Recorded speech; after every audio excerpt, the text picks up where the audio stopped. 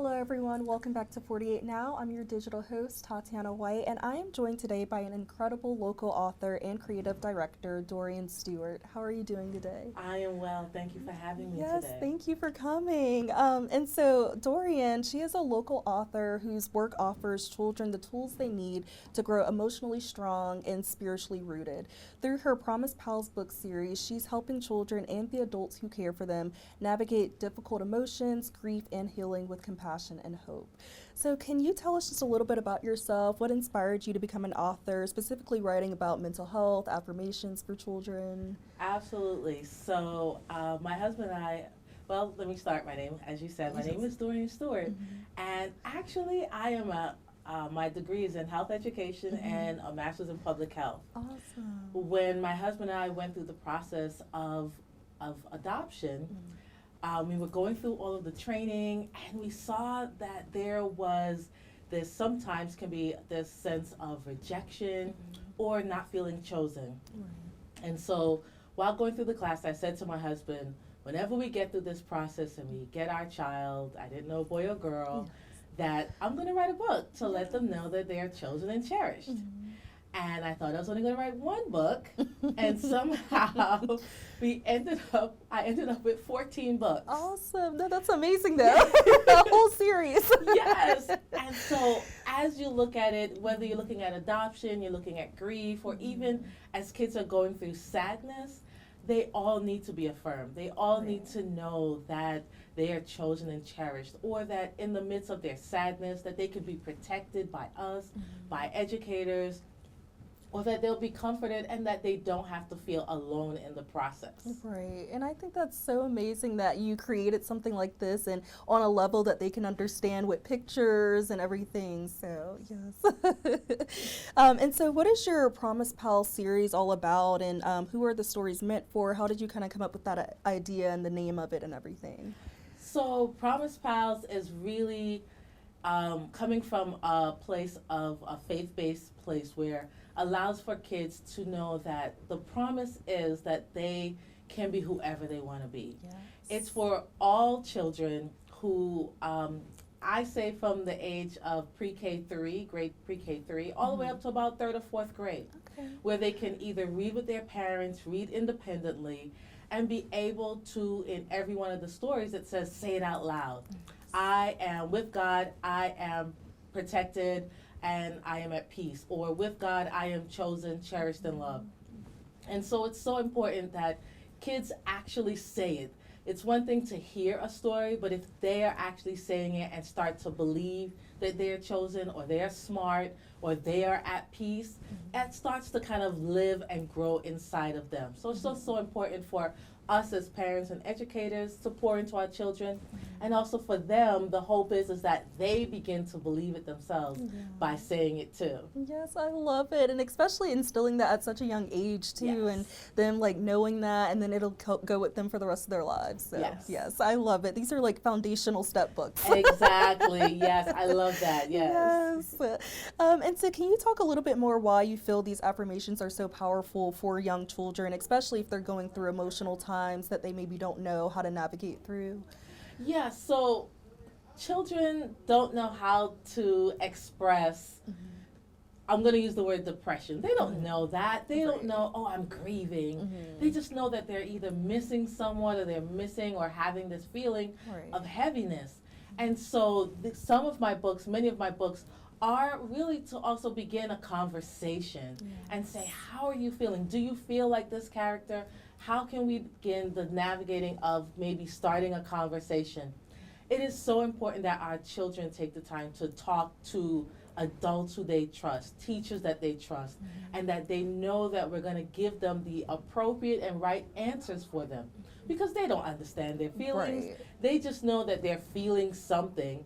It is our responsibility to really pour and help them kind of navigate through whatever they may be feeling. In regards to grief, this little girl loses her grandfather.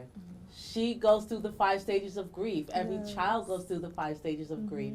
And for us to just assume that grief is an adult feeling, that's not true. And so it's so important for us to help them kind of get through and kind of navigate losing whoever or whatever they may be feeling that loss. Yes, and I think it's going to be very helpful too for parents because, you know, when your child loses the grandparent, like you lost your parent, so it's kind of trying to navigate, helping them with that while you're navigating your own emotions. So Exactly.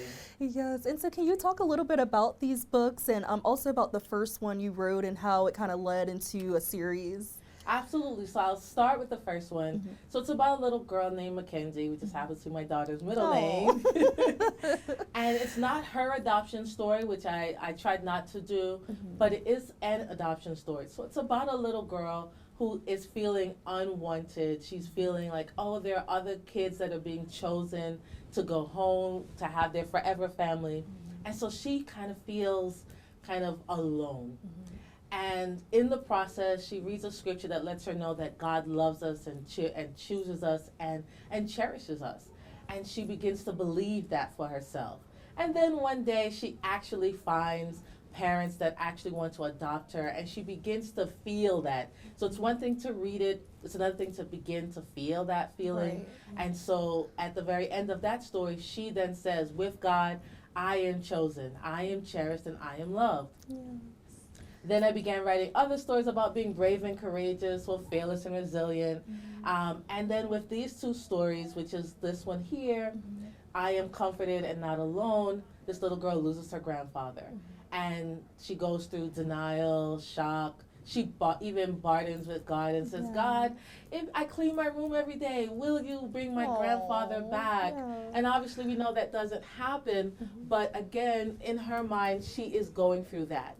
And then her parents realize that she's now angry, and they begin to use some tools to begin to kind of help her remember the good times and then she begins to accept. With both of these books, and I'll talk about this in a minute, but I did have 2 child psychologists and a school resource counselor review both of these books to make sure I was hitting the points appropriately and adding in additional resources in the back that parents and teachers can take the time to look and maybe utilize some additional support beyond the book. This one, the little boy has a cloud, which kind of senses that kind of sadness, or it can be heavy. Throughout the book, you'll notice that the cloud gets heavy, it can be dark, it can be big, it can be small. And it takes his parents to realize, wait a minute, he seems to be withdrawn. He seems to be sad. And sometimes he's kind of off a little because of the struggle that he's going through. And so it takes the time to kind of pray with him, take him to therapy, also allowing for exercise, journaling, and not just using just one approach, but maybe using a couple of approaches to begin to address what he's feeling. The interesting part about this book is, even at the very end, his cloud doesn't necessarily go away, because when you're going through something, that cloud doesn't magically go away. It takes you to constantly go through the steps of whatever it is you're doing, whether it's journaling, exercising, even therapy. And then eventually that cloud can become lighter and smaller, but it's so important for us as parents to make sure that we know our children, that we know, like, hey, they don't seem their normal self, or they seem withdrawn, so that we can begin a conversation to say, are you feeling like him? Or let's talk about this particular story. And even if they're not feeling any of those, but they want to know how to be brave and courageous, or fearless and resilient, and kind of facing their fears, there are books for that too that will encourage them, and they can see themselves also saying, I think I feel like Alex, or I think I feel like Mackenzie, and I can be chosen, I am chosen, or I can be fearless. Yes, I love it. And I think it's so great that you have like the psychologists and the school counselors review it as well, so that you know that it's like you're creating these analogies that they can relate to, but then it's also like a psychology like proven that it's good. So, yes. I love that. And so many children, they go through events like grief, loss, or change, like you said. And so how would you say Promise Pals can help support them? And what would you say to families trying to support big loss or trauma or anything like that? And, you know, as I talked to you about earlier before we started, my older sister, I lost her last year. And so I have like a young nephew who's almost 3. And so just trying to figure out those big emotions and how families can help with them with questions, grief, trauma, with books like this. So in addition to the books, I created a framework called LIFT. And it's so important that when our children are struggling that we take the time to lift them. So L, we take the time to listen to them. And then we take the time to include them into the feelings. So are you feeling this way? Let's not leave them out of the conversation, but include them into the conversation. And it's not good for them to just sit on the side and maybe get pieces of a feeling or get pieces of a conversation. Let's include them into the conversation, allow for them to speak. Then, yes, they have feelings. Their feelings are big, even though they are small. Yes. And that we begin to talk about how they're feeling and begin to navigate those things. They may not be able to express exactly what they're feeling, but it's so important that we're hearing them. And then carving out the time, which is T for time. Their timing is not our timing. Yes. When we may not want to talk about something, that may be the time that they need to talk about it. Great. And so it's so important that we take the time to listen, include their feelings, and then carve out time. And again, it may not be your perfect timing, but they may need to talk about something that may feel hard for us to talk about at that moment. It could be a birthday. It can be Father's Day, yes. Mother's Day. Those are the times that may seem the hardest to us, but they also need to know, because if we don't take the time to lift them, they will either come up with their own ideas as to how to address their grief or whatever they're dealing with. So it's so important that we take the time to lift them while we're also kind of navigating it as well. Yes, I think, because behavioral issues and things like that can come up. And so I think a lot of the times children are not brought into the conversation of grief and death. And so I think this is a great start to help them understand it on their level. So, exactly. These are not to cure or to, these are just ways to begin conversations and bring them into the conversation. Yes. And so what has the response been from parents and caregivers and educators who have read this book, these book series so far? Well, the response has been really great. Some of my books, or many of my books, are now in a few elementary schools. Awesome. I've been able to go to a few elementary schools and read some of my books about being fearless and resilient, or even online safety. That's a whole nother topic that we'll have to talk about. But then also reaching out to a lot of school counselors to use these books as ways to begin conversations, allowing them to kind of allow the conversation to kind of naturally evolve, but doing that as well. I've had many families tell me, we use these books for bedtime, or we use this in story time, allowing for kids to have their own special time carved out with their parents. My daughter sometimes wants to read 2 or 3 books. Yes. Because I think that's more fighting sleep. Yeah. But it's so important that we're taking that time. And so the response has been really, really good. I've seen many people respond back about how good the books are, from teachers, administrators, even reading interventionists or specialists. And it's because it's also good for early readers. Yes, no, that's awesome, and I love it because I think it's just so helpful for younger kids to understand this, and this being a foundation for them. So, and so, do you think that children's mental health in our communities are talked about enough, and what would you like to see more of? I don't think it is talked about enough. We sometimes feel that kids will automatically get over whatever they're feeling.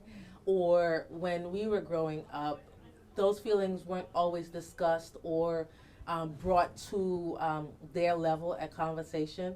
So I think it's time that we take this time to include children into their feelings, because like I said before, they do have big feelings, even though they have small bodies and small hearts.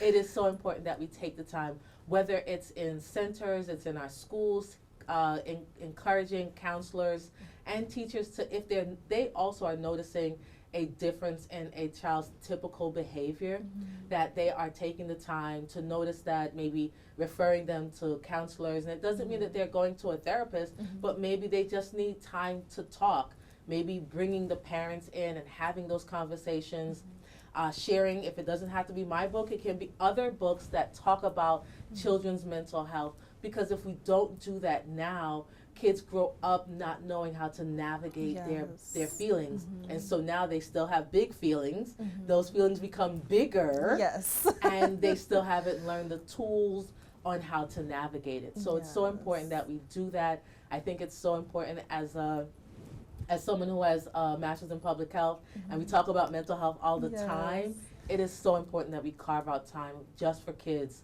to be able to get their feelings and learn how to navigate their big feelings. Yes, and becoming emotionally in tune, and like you said, they'll be able to take that with them for the rest of their lives. Exactly. So, yes. And so your stories are grounded in both emotional development, but also faith, like you said. And so how did you decide to piece those two together in this type of setting?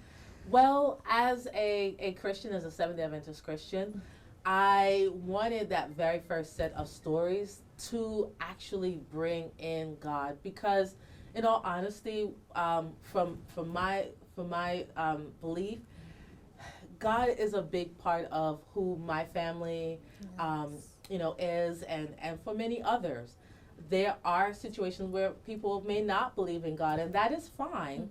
But I do believe for us and for our family and for many others, as Christian-based or faith-based, it's important to bring God in.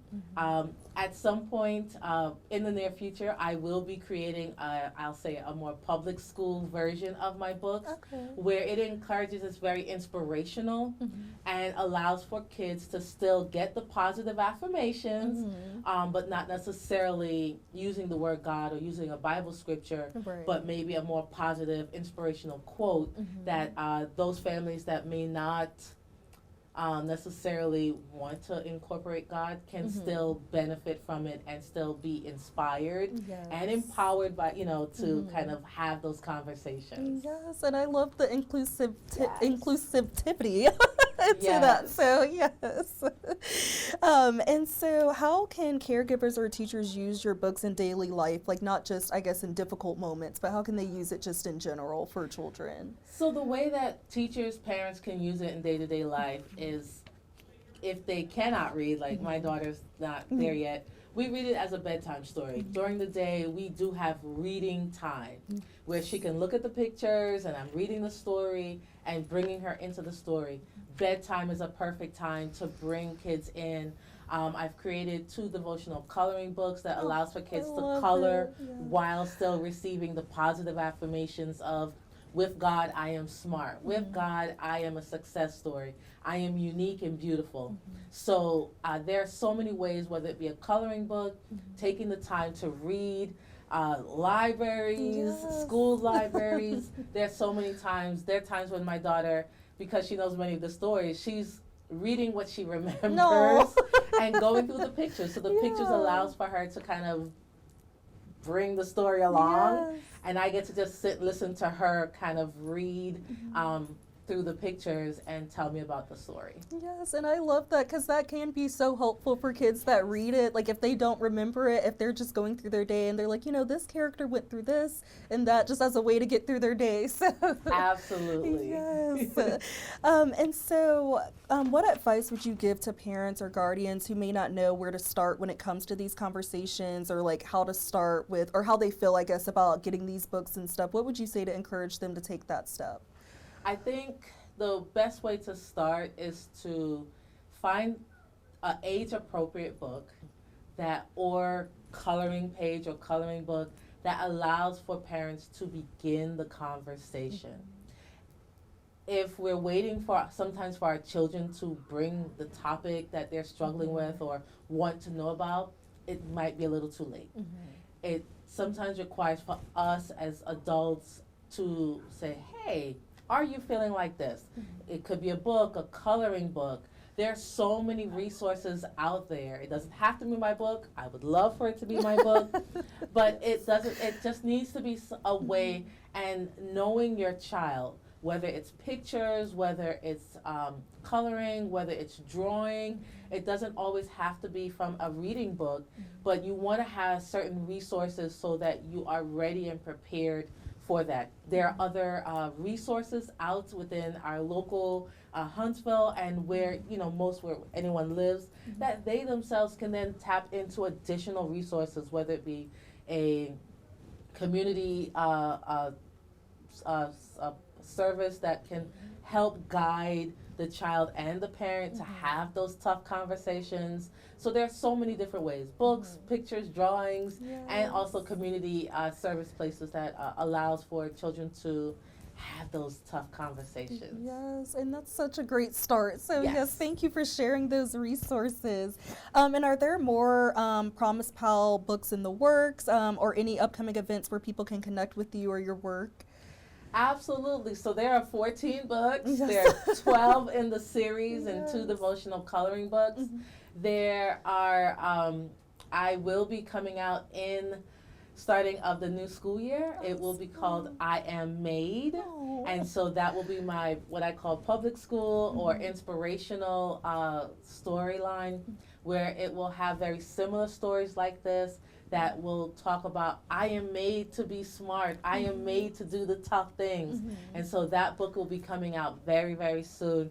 That will allow for me to also speak into many more public schools for parents who may not want to include God just yet, that they can read those books and still have that positive affirmation with an inspirational feel to it, and be able to read those books. And for those who want Christian and inspirational, then you can include that into your library. I love it. So currently I tend to go to many farmers markets and any local conventions that are in the area. So some Fridays I am at the Oakwood Farmers Market, where I will sell my books and sometimes autograph, depending on the time.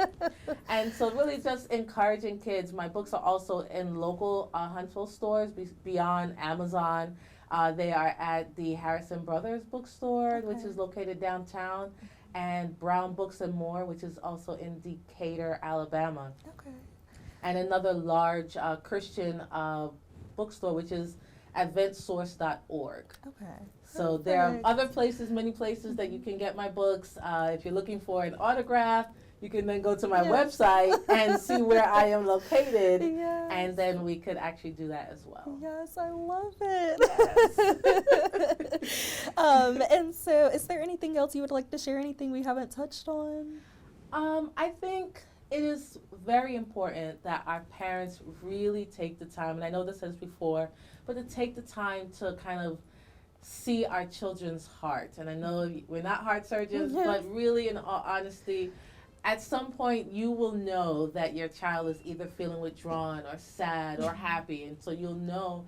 And it's just important that we as parents, educators, adults, guardians, we're taking the time to see if things have changed, if their behaviors have changed, if they're feeling afraid about something, and that we don't just kind of, rather than kind of bringing them down, we're lifting them in confidence, we're lifting them with affirmations, because in all honesty, if we don't take the time to do that now while they're young, they struggle as adults, and as they begin to get older, they struggle with that. So really my heart for this is that parents take the time to find books, resources, wherever you can, to help build and lift our children into not perfect, but great adults with good, strong emotional feelings, and navigating that as well. Yes, and I think it's going to be so helpful, like with helping parents find like the root of whatever their child may be going through, versus you're acting out, so now you're in trouble. So exactly. Yes, well, thank you so much, Dorian, for joining me, and you're doing such great work for the community and like creating these healthy conversations that are needed. So thank you so much. And thank you all for tuning into 48 Now. Books can be such a powerful bridge that between what children feel and how they begin to heal. And so we're so grateful to Dorian for sharing her heart and her work with us today. So be sure to support Dorian and her Promise Pal series through her social media, through Amazon, through the farmers markets, all the wonderful places you can find them. And I hope you all have a great rest of your day.